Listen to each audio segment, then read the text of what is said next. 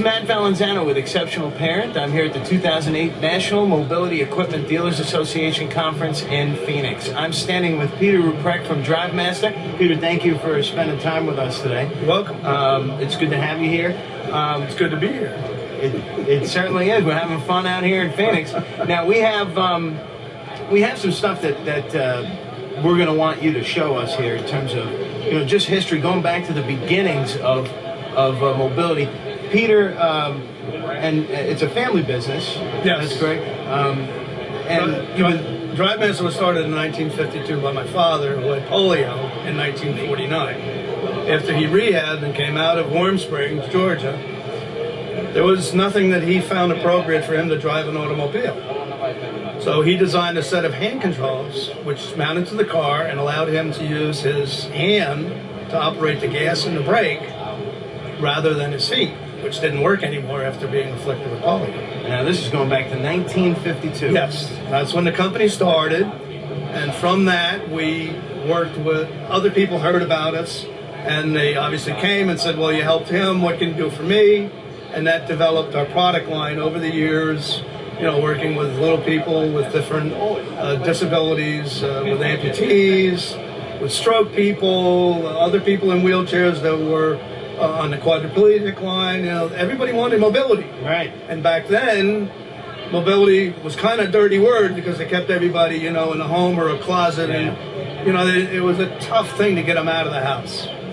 So our goal was to help them out, get them out of the house, get them on the road when we could, as far as driving equipment. And that's what DriveMaster focused on. So we're going back to the early days of modifications. I mean, this is some of the most innovative products developed back then, and from where they have developed today. In your booth here, you have some of the products that were used back. We're talking what, 50s, 60s, 70s? 50s, 60s, 70s. Yes, over the years, through my own shop and other people that know what I'm doing. We kind of call it like the DriveMaster Museum, just like a cutesy kind of thing. But we have products that were actually in use in people's vehicles, cars and vans, and things that used to be made in the shop by individual craftsmen, where today they're mass-produced. They're just as functional. They look prettier. And so I have the 70s look, and as you go around the show, you can see what the 2000 looks, looks like. It's just remarkable. It's a world of difference where really this industry has come from. It really is, and where it is today. Yeah, but we're lucky enough to talk with you, one of the really the early founders, or going back to really the genesis of this industry. And I want to take our audience through some of these products and show them, just where they were, and as you take a look at some of the other clips, you'll be able to see some of what these products have evolved into. But before we do that, Peter, tell us really, how can people get in touch with you? I mean, you're just an unbelievable amount of credibility, unbelievable amount of history there. How do people find you and talk with you about what their needs are? Phone number, website that they can reach you? They can call us in New Jersey at 973-808-9709. And you can find us on the web at www.drive-master.com. Excellent, because I'm sure our audience, when it comes to mobility modifications, certification, accreditation, just quality, someone like yourself being in the industry this long, just knowing, we can't picture anybody knowing more about this particular modification process than you, Peter. So why don't we take a look at some of these older products? If you can walk us through some of the history here, we'll go down history lane here. Sure, man, I'd love to. I'll start at the beginning.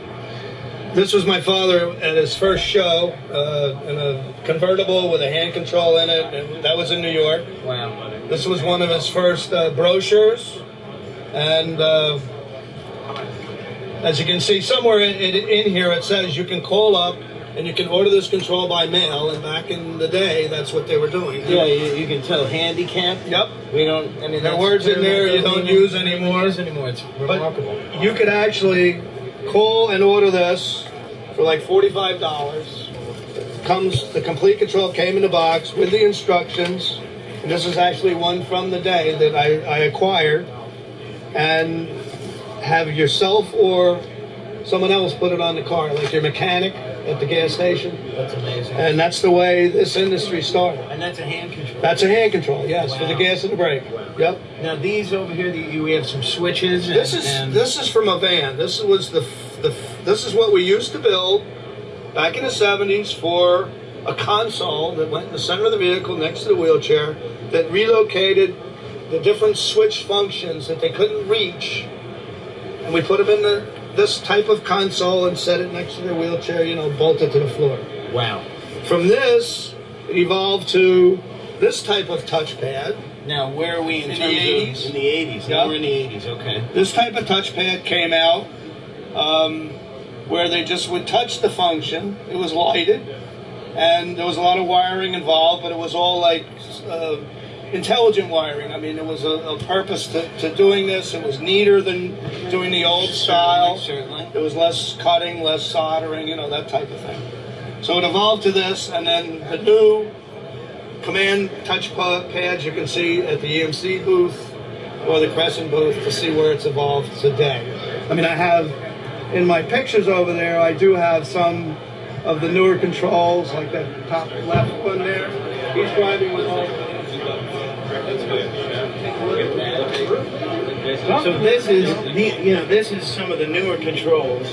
I don't know if we can see that, but you're looking at some of the newer controls versus what we've seen over on the table there. Just a tremendous evolution of these products, assisting this community. Yeah. We do make different type of extensions for hand controls, custom. We have crossover extensions for the turn signals. And we have pedal extensions for shorter people that need to have the gas or brake closer to them. Yeah. And we just approach it that way. This would be for a quadriplegic that has no grip in his hand. He would be strapped into this cuff, and he'd still be allowed to steer. It allows him to steer the car. Wow. Okay. So even if you don't have a grip, you could still drive. And this would plug into the wheel somewhere. There's an interface in the wheel that this goes into, yes. Wow.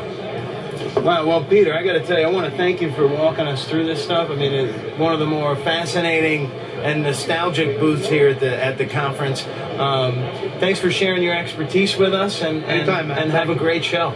Thank you very much. Thanks so much, Peter.